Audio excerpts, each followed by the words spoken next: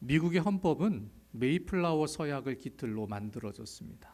그러니까 메이플라워 서약은 영국에서 청교도 성도들이 신앙의 박해를 피해서 북아메리카로 이주했는데, 이 신대륙에 들어가기 전에, 정착하기 전에 우리는 이렇게 살겠습니다라고 서약을 한 내용입니다.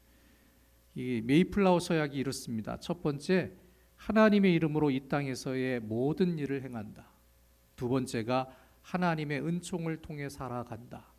셋째, 하나님의 영광을 위해 살아간다. 네 번째는 하나님의 거룩하신 존전에서 살아간다. 첫 번째부터 네 번째가 다 하나님이에요. 자기는 빠져 있어요. 그러니까 이 사람들은 신대륙에 정착해서 어려운 환경을 겪으면서도 자기들을 위해 살지 않기로 결심을 합니다. 그런데 이런 작정을 하고 이런 결심을 지켰더니 오히려 어려운 일들을 이기는 복 있는 존재가 만들어지게 됩니다. 미국이 지금처럼 세계 최고의 강대국이 될 수 있었던 이유가 여기에 있었다는 것이죠. 하나님이 그들 인생의 중심이 되었기 때문입니다. 하버드 대학교의 경제학 교수인 로버트 베로 박사가 20년 동안요, 세계 60개 나라의 경제를 연구했어요. 그리고 그는 논문에서 이런 결론을 내립니다. 기독교인이 많고 예배 참석률이 높을수록 경제력이 높아지는 연관작용이 있다. 이게 무슨 뜻이에요? 교회 개근해서 예배 잘 드리면 하나님이 물질의 축복을 준다라고 이 하버드 대학 경제학 교수가 발표를 한 거예요. 아멘 하신 분들 그 뒤에 얘기 안 하겠습니다. 근데 여러분, 세상 사람들을 보면은 조금씩 예수 믿는 사람들도 점차 신앙의 길에서 벗어나려고 하는 사람들이 있어요. 하나님 앞에서 생각하지 않아요. 그저 내가 닥친 환경 앞에서 생각합니다. 돈 앞에서 결정하려고 하고요. 무엇을 하든지 물어봐요. 너 돈 있어? 너 그거 할 수 있어? 하나님 앞에서 결정하지 못합니다. 인본주의, 곧 사람의 생각과 뜻에 매여서 살고 있습니다. 그래서 이런 사람들은요, 하나님이 주시는 복에서 멀어져 갑니다. 어디에 있어야 하냐, 이것이 중요하다는 거죠. 전도자 무디 목사가 빈민가에서 전도할 때 있었던 일이에요. 거리에서 어떤 성도가 열심히 전도를 합니다. 이발관 앞에서 이 이발관을 운영하는 이발사가 자기 문 앞에서 전도를 하는 성도를 보고 이렇게 말을 하는 거예요. 여보세요, 하나님이 정말로 살아계시다면 저 사람들이 왜 저렇게 가난하게 사는지 그냥 놔두겠습니까? 하나님이 살아계시면 차라리 돈이나 한 푼 주고 그 사람들의 먹을거리를 챙겨주는 게 더 도움이 되지 않겠어요? 그랬더니 이 말을 들은 성도가 지나간 사람들을 가리키며 물었어요. 아니 선생님, 솜씨가 아주 좋은 이발사로 제가 알고 있는데요, 아니 저 지나가는 사람들의 머리를 왜 저렇게 엉망으로 놔두고 계십니까? 이발사 선생님이 좀 잘 다듬어 주면 얼마나 좋을까요? 그랬더니 이발사가 얘기를 이렇게 해요. 저 사람들이 우리 가게에 들어와야 내가 이발을 예쁘게 해주죠. 그랬더니 이 성도가 재빨리 대답하는 거예요. 하나님도 똑같아요. 하나님 앞에 오지 아니하니까 저렇게 삶이 엉망이 되는 겁니다. 여러분 믿습니까? 복은 하나님의 손에 달려 있습니다.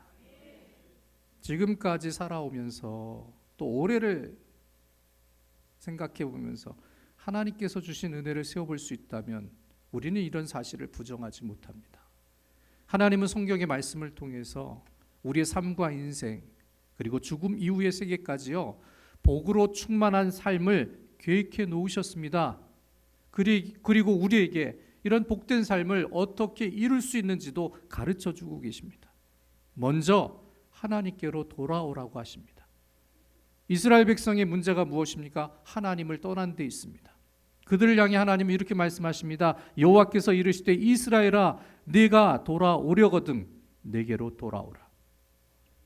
하나님은 사랑이십니다. 그런데 하나님의 사랑은 대상을 가리지 않습니다. 사람에 따라 달라지지 않습니다. 예수 믿기를 권하면 많은 사람들이 이렇게 대답합니다. 아직 준비가 덜 됐어요. 자격이 없어요. 그런데 여러분, 하나님은 준비된 사람을 원하지 않습니다. 자격 있는 사람을 찾지 않습니다. 하나님은 이스라엘 백성이 범죄했을 때에, 다시 말해서 그들이 실패했을 때에 그들을 불러주셨습니다. 뭐라고 말씀하십니까? 돌아오면 바꾸어 줄게. 돌아오면 복을 주겠다라고 말씀하십니다. 죄 짓고 실패하고 안 되고 절망을 느끼고 하나님 앞에 설 자격이 없는 그들에게 하나님 말씀하십니다. 돌아와서 회개하고 하나님께 소속이 된다면 내가 너희를 바꾸어 줄게. 복을 주겠다고 약속하십니다. 2절에 말씀하지요. 진실과 정의와 공의로 여호와의 삶을 두고 맹세하면 나라들이 나로 말미암아 스스로 복을 빌며 나로 말미암아 자랑하리라. 하나님 때문에 이렇게 산다는 것을 고백할 수 있을 정도로 만들어 주신다고 약속하신 거예요. 그러니까 우리가 온전하게 사는 방법이 돈을 벌어서가 아니에요. 건강해서가 아닙니다. 하나님께 돌아가는 데 있다는 것이죠. 잘하고 잘 갖추어서 잘 사는 것이 아니라는 겁니다. 오직 하나님께로 돌아가야 그 인생이 잘 되고 그 인생이 기쁘고 그 인생이 빛을 발하게 된다는 겁니다. 그런데 여러분 끝까지 못나게 행동하는 사람들이 있잖아요. 우리 주변에도 끝까지 고치지 못하는 사람들이 있어요. 미국 미시간주에 성 요셉이라는 고아원에 문제 소년 한 명이 들어왔어요. 항상 싸워요. 그렇게 고치려고 해도 안 고쳐져요. 근데 한 선생님이 그 소년에게 끊임없이 격려를 합니다. 지치지도 않아요. 끝까지 참고 얘기합니다. 하나님은 너를 너무 사랑하신다. 너 큰 꿈을 가져야 돼. 하지만 소년의 행동에는 변화가 없었어요. 결국 학교에서 퇴학을 당하게 됩니다. 퇴학하고 나서야 자기를 가르쳐준 선생님의 가르침이 깨달아지게 되는 거죠. 그래서 일을 해야겠다. 피자 가게에 취직을 해서 열심히 일을 합니다. 그런데 이 소년에게는 피자를 한 개를 11초에 반죽하는 탁월한 솜씨가 있었어요. 그때 선생님의 격려가 생각나는 거예요. 하나님은 너를 매우 사랑하신다. 큰 꿈을 가져라. 그래, 내가 피자로 열심히 일해서 한번 해보자. 그랬더니 피자 가게를 차리고 나서 크게 성공을 거두게 되는데요. 미국에서 두 번째로 큰 도미노 피자를 세운 토마스 모나한이 바로 이 소년이었다는 거예요. 우리는 태어날 때부터 불공평한 삶을 살아왔습니다. 하지만 공정한 조건을 만나도요, 인생은 어찌할 수 없는 한계를 가지고 삽니다. 하지만 하나님 앞에서는요, 인생의 약점과 인생의 한계가 해당이 되지 않습니다. 하나님께서 우리를 바꿔주시기 때문입니다. 달리 말하면 하나님께 돌아가지 아니하면 그 인생은 실패와 낙심에서 벗어날 수 없습니다. 물론 살다 보면 안 되는 일들이 자주 생기죠. 세상은 우리를 도와주지 않습니다. 그런데도 세상은 끊임없이 우리를 뭐라고 얘기합니까? 희망을 가지라고 얘기합니다. 사랑한다고 얘기합니다. 부자 되라고 얘기합니다. 하지만 이루어집니까? 희망은 보이지 않지요. 인생은 번번이 실패하는 일을 만나게 되죠. 이런 삶과 환경에서 벗어나야 하는데 세상에는 해결책이 보이질 않습니다. 어떻게 해야 이 악순환의 고리를 끊어낼 수 있을까요? 원인은 하나님을 떠난 데 있다는 것을 알아야 합니다. 그래서 고치는 방법은 하나님께 돌아가는 길밖에 없습니다. 1절과 2절을 다시 보겠습니다. 여호와께서 이르시되 이스라엘아 내가 돌아오려거든 내게로 돌아오라. 네가 만일 나의 목전에서 가증한 것을 버리고 내가 흔들리지 아니하며 진실과 정의와 공의로 여호와의 삶을 두고 맹세하면 나라들이 스스로 복을 빌며 나로 말미암아 자랑하리라. 이 말씀을 떠나서 이스라엘 백성은요, 잘 살아 보겠다고 좋은 소망을 가졌는데 행위가 잘못되었어요. 우상을 찾습니다. 하나님을 의지하다가 다른 것에 마음을 뺏기고 다른 것을 의지합니다. 그때에 그들에게 단비가 그치게 됩니다. 수확을 위해 내리는 이른 비와 늦은 비도 없어지게 되었지요. 그들은 고통의 때를 만나고 안 되는 인생으로 전락하게 됩니다. 우상은 다른 것이 아니지요. 하나님 대신 다른 것을 좋아하면 그것이 우상이 됩니다. 하나님 대신 다른 것을 의지하면 그것이 우상입니다. 하나님은 이런 것들을 버리라고 말씀하셨습니다. 물질, 사람, 환경을 의지하면 사람은요, 자기가 의지하는 것이 사라지게 될 때 큰 혼란을 겪게 되지요. 그리고 흔들리게 돼요. 하지만 신앙인은 그렇게 살지 않지요. 물질과 사람과 환경보다 그보다 크신 하나님을 의지하고 세상보다 더 두려워할 하나님을 무서워하고 하나님 앞에 바짝 엎드리죠. 하나님 곁에 있으면 달라진다는 것을 깨닫기 때문입니다.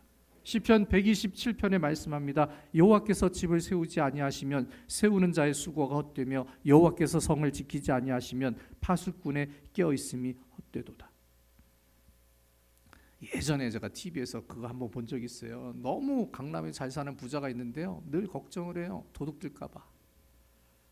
그래서 그 경호업체 뭐 긴급 출동하는 거 있잖아요. 그것도 못 믿어요. 그래서 자기가 센서 다 설치하고, 예? 조명 다 설치하고 카메라 다 설치하고 밤새 모니터 앞에서 공기총 하나 들고 지키고 있더라고요. 근데 고양이가 담을 넣으니까 졸다가 퍽 깨어서 마당에 나가고 평생 그렇게 살더라고요.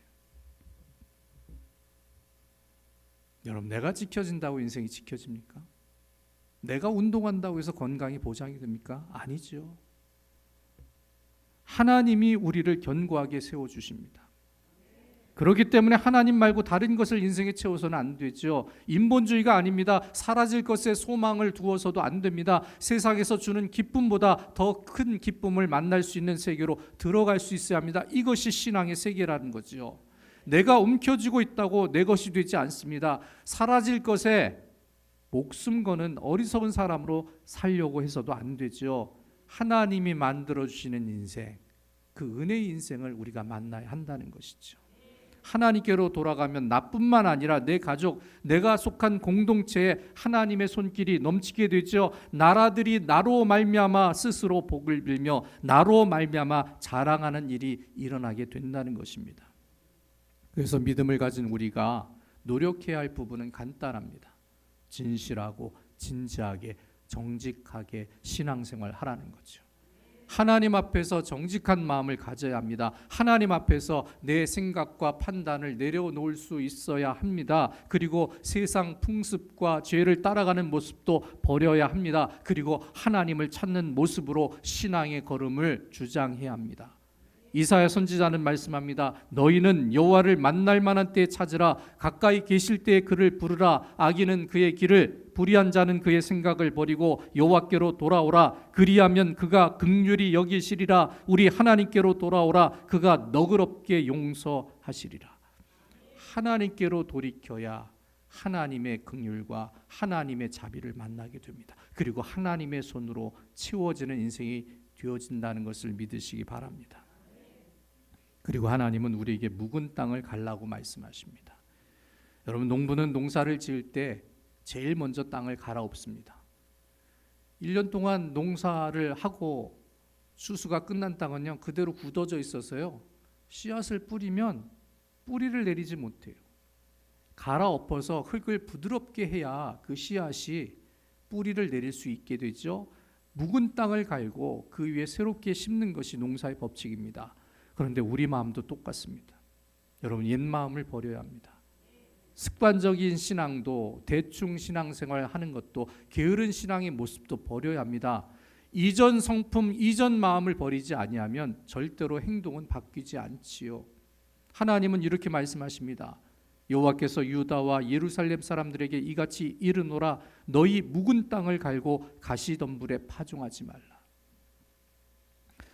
참 성경을 읽어보면 이스라엘 백성이 악하고 완고했어요. 우리는 참 이스라엘 백성처럼 살지 말아야지 하면서 성경을 읽어봐요. 앞장에서 하나님 앞에 범죄하고 혼나고 뒷장에서 다시 회개하고 그 다음 장 가면 또 죄를 짓죠. 남의 얘기 같죠. 그런데 여러분, 성경의 한 장의 시간이요, 어떨 때는 수십 년, 어떨 때는 수백 년이에요. 그러니까 복 줄 때는 좋았는데 한 10년 지나고 까먹는 거예요. 왜? 익숙해지니까. 그동안 잘 살았으니까 기도하지 않아도 이만큼 된 것 같거든요. 까먹어요. 잊어버려요. 우리랑 똑같죠. 그래서 조금씩 하나님에게서 멀어져요.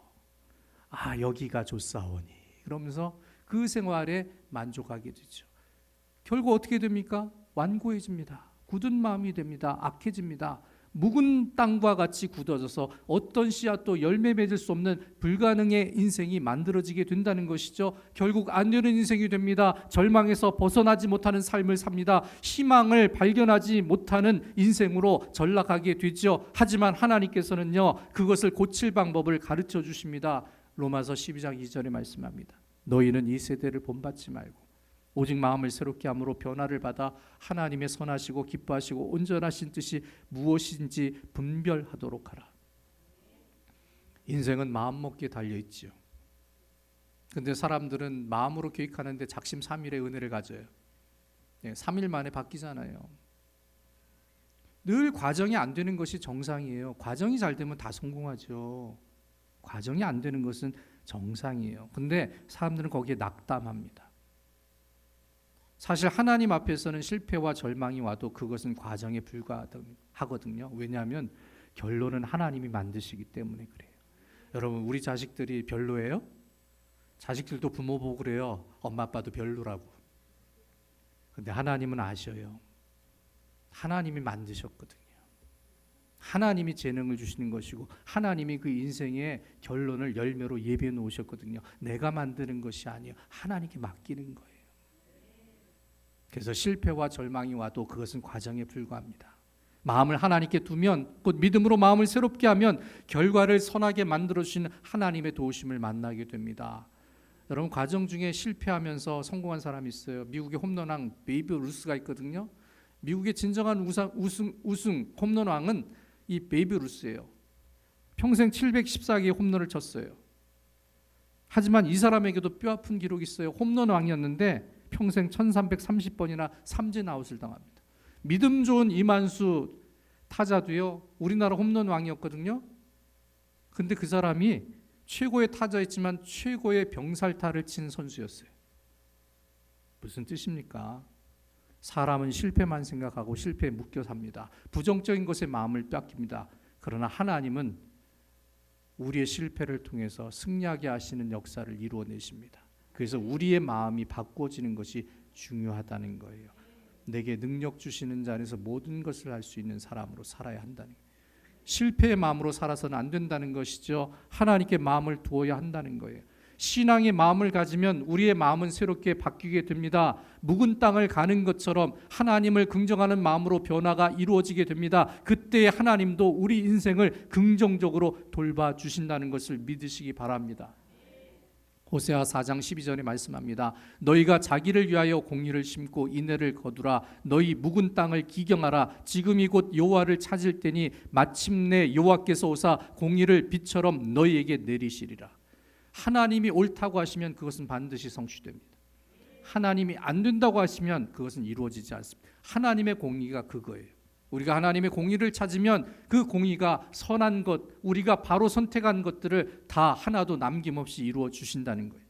그래서 우리가 하나님 편에 서 있는 것은 하나님을 위해서가 아니에요. 우리 자신을 위해서 하나님 편에 서는 겁니다. 그래서 우리를 위해 믿음을 심어야 한다는 것이죠. 우리를 위해 마음을 새롭게 해야 한다는 것이에요. 마음을 그렇게 하나님께로 정하게 될 때 하나님께서는 우리 삶을 변화시켜 주시고 묵은 땅을 갈아엎는 것처럼 우리가 믿음의 마음을 새롭게 할 때 우리 삶에 반드시 하나님의 손길이 나타나게 된다는 것을 믿으시기 바랍니다. 비록 우리는 재능이 부족합니다. 비록 우리는 능력이 많지가 않습니다. 세상 사람들은 그때 요행을 바라죠. 오늘 아침에 인터넷으로 뉴스를 보니까 로또 1등이 30 몇 명? 여러분 이제 로또 1등도 기대할 것이 못 돼요. 또 어제 또 추천 방송 보고 실망하신 분이 계실지도 모르겠지만, 여러분 세상 사람들을 그 요행 바라는 것은 우리도 가끔 그걸 따라가는데 참 답답한 모습이 많아요. 행운을 얻기 위해서 점을 보잖아요. 얼마나 세상 것을 의지하고 세상 소식에 딸려갑니까? 근데 여러분 신앙인은 그렇게 살아서는 안 되지 않습니까? 신앙인은요, 자기의 미약함을 하나님 앞에서 점검해 봐요. 하나님, 저는 없는 사람이고 부족한 사람이고 미련한 사람이고 할 수 없는 자입니다.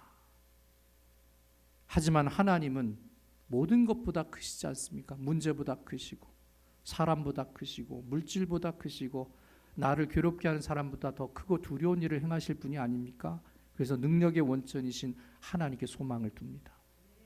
그래서 시편 기자가 이렇게 고백하죠. 내 영혼아, 내가 어찌하여 낙심하며 어찌하여 내 속에서 불안해하는가? 너는 하나님께 소망을 두라. 나는 그가 나타나 도우심으로 말미암아 내 하나님을 여전히 찬송하리로다. 왜 찬송합니까? 나타나 도우신다니까. 희망을 주지 못하는 세상과 사람에 기댈 수 없습니다.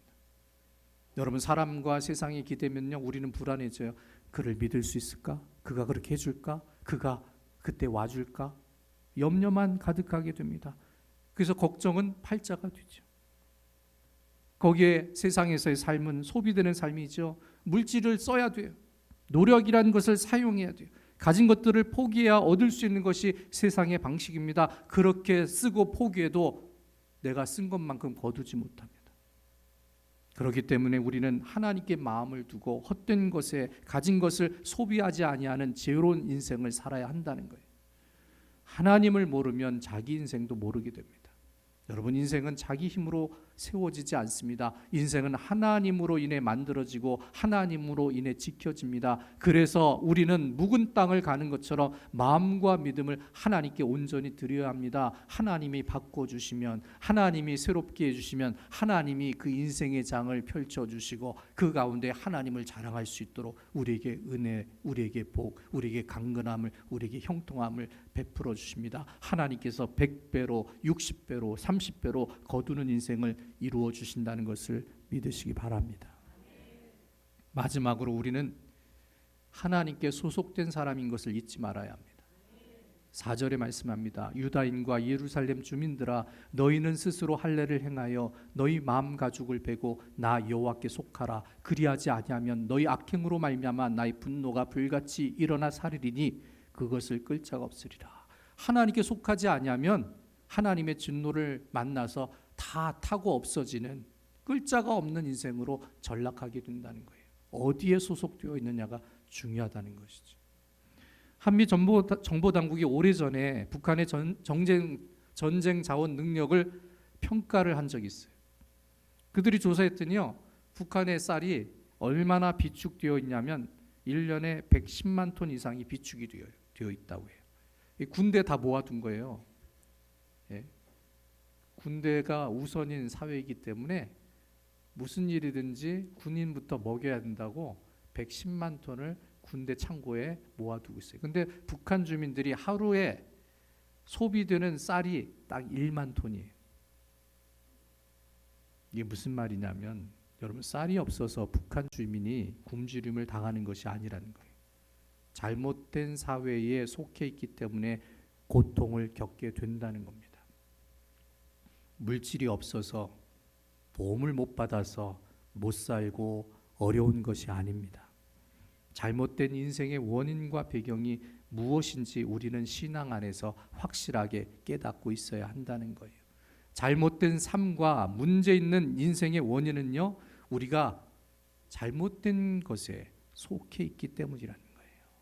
잘못된 것을 따라가기 때문이라는 거, 헛된 것에 소망을 두고 있기 때문이라는 거죠. 세상을 바라보고 있다는 뜻이에요. 그래서 하나님은 소속을 분명히 하라 말씀합니다. 하나님은 우리에게 어디에 속할 것인지를 묻고 계십니다. 이스라엘 백성에게 하나님께서 요구하신 것은요, 할례입니다. 할례는 내가 하나님께 소속된 사람이라는 것을 표시한 표식이 되죠. 아브라함 때부터 시작했어요. 하나님의 사람인 것을 몸에 증거한 겁니다. 구약에서는 할례를 받으면 하나님과 약속된 사람이 됩니다. 하나님의 약속은 뭐예요? 번성과 축복이거든요. 하나님의 백성으로 당당하게 살겠다고 몸에 표식을 내면 하나님은 그 의지를 보시고 그 신앙을 보시고 복을 주시겠다고 약속하신 거예요. 그래서 하나님의 약속은 하나님의 백성에게 아버지가 되어주시고 돌봐주시고 책임져 주신다는 은혜를 베풀어 주신다고 약속하신 거죠. 그런데 여러분, 오늘 우리는 어디에 속해 있습니까? 사는 지역이 우리의 소속이 아닙니다. 강남에 살면 잘 삽니까? 성북동에 살면 잘 삽니까? 아니라는 거예요. 우리는 하나님의 터 안에서 삽니다. 하나님의 백성이라는 소속감이 필요하다는 거예요. 구약시대 이스라엘 사람들은 할례를 받아서 하나님의 소속된 자녀로 살기로 작정했습니다. 우리도 똑같이 마음의 할례를 받아야 합니다. 이것은 자기 주관적인 마음을 찢어버려야 한다는 뜻이에요. 자기 생각도 자기 판단도 찢어야 합니다. 내 마음에 드는 것을 내려놓아야 합니다. 내 뜻대로 안 된다고 안달하지 말아야 합니다. 하나님께 모든 것을 맡기는 자세로 바뀌어야 한다는 뜻입니다. 정확한 기준을 잡지 아니하면 사람은 갈피를 잡기 어렵지요. 여러분, 우리가 속한 세상을 보세요. 정상적인 것이 비정상적인 것으로 변하는 곳이 되었죠. 그렇죠? 젊은 사람들 보세요. 언제부턴가 동거해보고 혼인신고하겠다고 하잖아요. 정상적인 것이 비정상적인 것이 되고 비정상적인 것이 정상적인 것으로 바뀌는 것이 세상에. 이것 따라가면요, 사람은 갈피를 잡지 못해요. 무엇이 옳고 무엇이 그른지를 기준을 삼지를 못해요. 정치적으로 얼마나 변화가 심합니까? 나라 잘 이끌어달라고 대통령 뽑았더니 대통령이 이상한 짓을 했어요.